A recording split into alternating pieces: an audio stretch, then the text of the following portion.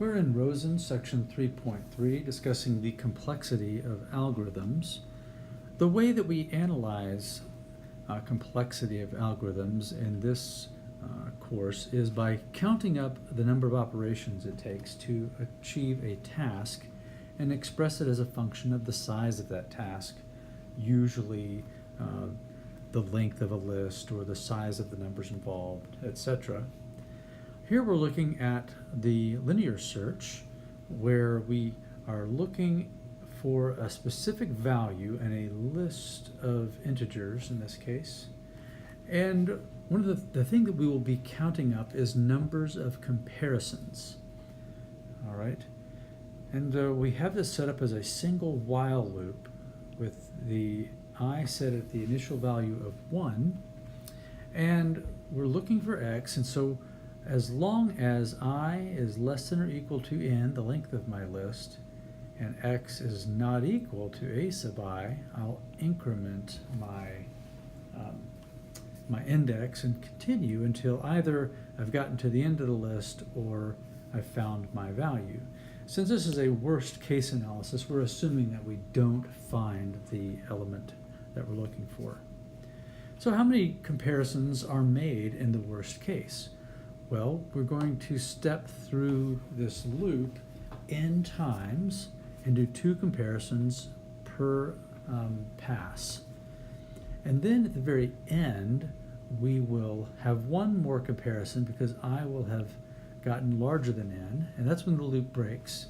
And we do that comparison one more time of I with n to see if we found the element, or if not, return the location of 0. So how many comparisons do we count? Well, we said that there's going to be 2n comparisons as we run through the entire list, not finding x. There's an additional comparison to exit the loop, and then there's one more comparison to see that if we found the element that we're looking for. So that is the sum of that is 2n plus 2. That is a polynomial of degree 1 in n. And so that means our complexity is big theta of n. Let's look at another search algorithm. That is binary search. And now for binary search, we're still looking for x in a list of integers, but we have the caveat that the list has already been sorted, and that does cost something, and we don't really count that cost for this analysis. All right, well, remember how the binary search proceeds. We have a left and right index, I and j, and we start those off at the left and rightmost indices 1 and n. And now, remember how binary search works. As long as the indices are not equal, we're going to cut that list in half. We find a midpoint m. I compare x to a sub m. If x is greater than that, I move the left endpoint to m plus 1. And if it's not greater than that, I move the right endpoint to j to m.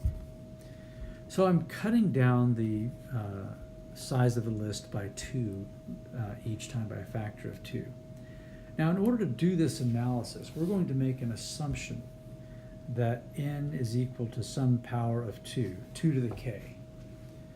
And when that's the case, if we take the log base 2 of both sides, we note that k is equal to log of n. All right, so then there's 2 comparisons at each stage, each step in our loop. I less than j and x greater than a sub m. And so after the first iteration, the size of the list goes from 2 to the k to 2 to the k minus 1, and then 2 to the k minus 2, and so on till we get down to 2 to the 1, and the loop will execute 2 to the 1 because the list has length 2. So our loop executes k times. And then at the very end, we check to see if x is equal to our value. And if it is, we we'll conclude that that is a location, otherwise we'll conclude it is not on the list. So, oh, and we do have one more break of the loop with when I equals j at the very top. So there's 2k as we step through the loop, 2 more, one to break the loop and one to test whether we've found the item we're looking for. So that is big O of k, but what is k? K is log n.